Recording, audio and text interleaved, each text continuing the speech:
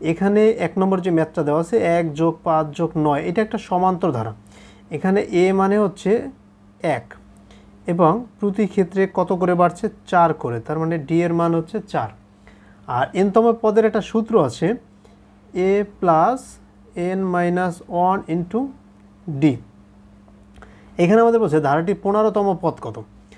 তাহলে এইখানে আপনি এই n এর জায়গায় 15 বসিয়ে দেন, দেখবেন এই ধারাটার 15তম পদ বের হয়ে যাবে। তো এই সূত্রটা একদম মুখস্থ রাখবেন। এই সূত্রটার n এর জায়গায় আপনি যত বসাবেন, এইখানে n এর মান যদি 230 বসান তাহলে 230 নাম্বার যে পথ এভাবে চলতে চলতে, যেমন 1 নম্বর 2 নম্বর 3 নম্বর 4 নম্বর 230 নম্বর যে পথটা সেটা বের হয়ে যাবে। তাহলে এখানে এর মান হচ্ছে 1 যোগ n এর মান কত 15তম পদ বের করতে বলছে, 15 বসাই দেব। 15 - 1, 15 থেকে 1 চলে গেলে থাকবে 14। তাহলে 14 × 4, 4 × 14 = 56 আর 1 = 57। তাহলে আমরা বলতে পারবো এই ধারাটির 15তম পদ হচ্ছে 57। 2 নম্বরে একটা ধারা দেওয়া আছে। প্রথমে হচ্ছে এর মান হচ্ছে 5, ডি এর মান হচ্ছে 4, কারণ প্রতি ক্ষেত্রে 4 করে বাড়ছে। ধারাটিতে 165তম পদ কত। তাহলে আমরা এর আগের বার nতম পদের সূত্র পড়ছি a + n - 1 * d। তাহলে আপনি কাজ করেন, এই যে nতম পদের সূত্র এইটা সমান আমরা এই যে 165 কততম পদ বের করতে বললে আমাদের n এর মান বের করতে হবে। তাহলে এই nতম পদ সমান ওই পদটা দিয়ে দেব 165। এখন মান বসিয়ে দিই। এর মান হচ্ছে 5 প্লাস n এর মান আমরা জানি না, n - 1, আর d এর মান হচ্ছে 4 সমান 165। এরপরে এই 5 ওই পাশ গেলে বিয়োগ হয়ে যাবে। তো এখানে 4 দ্বারা গুণ করলে 4n - 4 × 4, আর 165 থেকে 5 বিয়োগ করলে 160। 4n সমান 164। এরপর n সমান 164/4, তাহলে কত আসবে 41। তাহলে আমরা বলতে পারবো যে এই ধারাটার 165 হচ্ছে 41তম পদ, কারণ এখানে রেজাল্ট বের হয়েছে আমাদের n এর মান 41। এভাবে যদি তম পদ বের করতে বলে সূত্রটা সমান ওই পদটা দিয়ে দেব, তারপর ক্যালকুলেশন করলে একদম বের হয়ে যাবে ইজিলিভাবে। 3 নম্বর দেওয়া আছে একটা ধারাটির কততম পদ 33। এই 2 নম্বর ম্যাথটার মতো একদম হুবহু। এখানে এর মান 3, ডি এর মানও 3, আর কততম পদ বের করতে বলছে, তার মানে এখানে nতম পদের সূত্র জানি a + n - 1 * d। তো এটা সমান আমরা 33 বসিয়ে দেব। 33।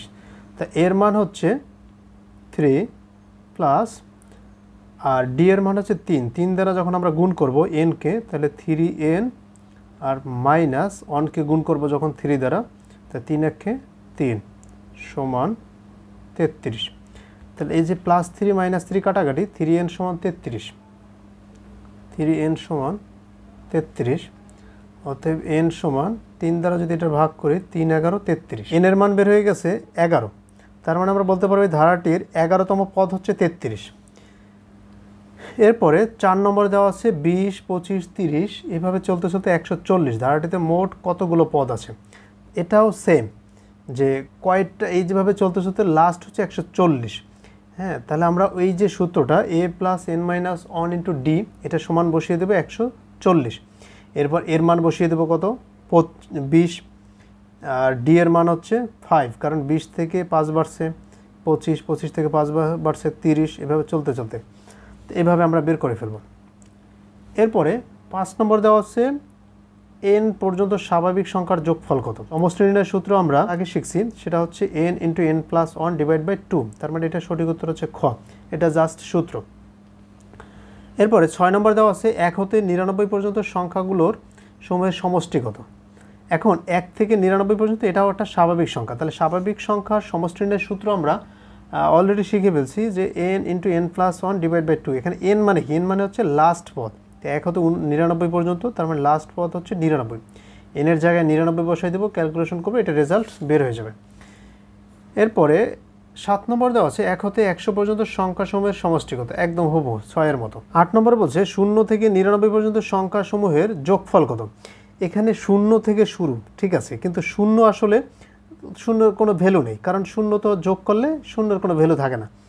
তাহলে আমরা এটাকে বের করতে পারি যে 1 থেকে 99 পর্যন্ত সংখ্যাসমূহের যোগফলই হচ্ছে এটার আসল রেজাল্ট। তাহলে আমরা এটা এভাবে করি যে এই যে n মানে 99, n ইন্টু n প্লাস 1 100 ভাগ 2, তাহলে 2 দ্বারা ভাগ করলে 50, তার মানে 99 গুণ 50, 0 5 9 45 5 হাত থেকে 4 5 9 45 এর 4 49, 4950। এটা সঠিক উত্তর হচ্ছে খ, যে 4950। এরপরে 9 নম্বরে দেখি। 9 নম্বর দেওয়া আছে প্রথম n সংখ্যক বিজোড় সংখ্যার যোগফল কত। এটার একটা সূত্র আমরা শিখছি যে প্রথম n সংখ্যক বিজোড় সংখ্যার যোগফল হচ্ছে n স্কোয়ার। n মানে কয়টা পদ আছে।